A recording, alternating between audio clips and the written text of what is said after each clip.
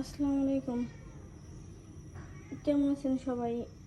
আশা করি সবাই অনেক ভালো আছেন। আজকে আপনাদের মাঝে নিয়ে আসলাম একটি নতুন রেসিপি, কুমড়োর চচ্চড়ি। এর জন্য প্রথমে দিয়ে দিচ্ছি সরিষার তেল, তারপর দিয়ে দিচ্ছি পেঁয়াজ মরিচ,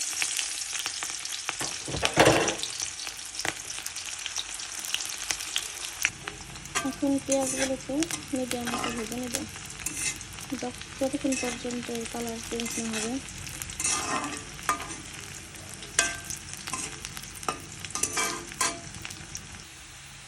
এখন এর ভিতরে গোটা কয়েক কালো জিরা দিয়ে দেব।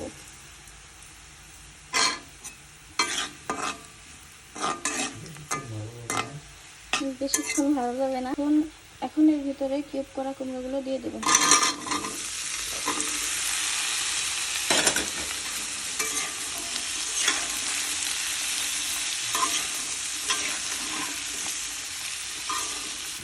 এখন দিয়ে দিচ্ছি পরিমাণ মতো লবণ,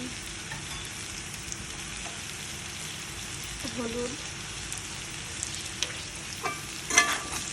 কুমড়োর মধ্যে আছে প্রচুর পরিমাণে ভিটামিন ই, ভিটামিন সি।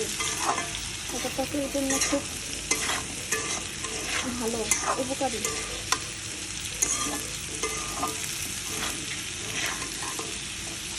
কুমড়া ভাজি খেতে আমার ভালোই লাগে। আমার বাসায় সবাই কুমড়া ভাজি অনেক পছন্দ করে।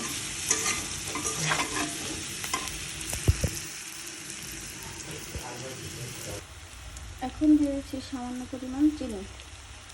এটা অপশনাল, চাইলে দিতেও পারেন, না চাইলে স্কিপও করতে পারেন। আমার কাছে কুমড়োতে চিনি দিলে খুব ভালো লাগে,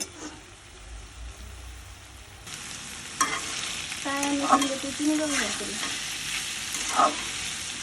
আপনারা চাইলে এভাবে চিনি দিয়ে খেতে পারেন।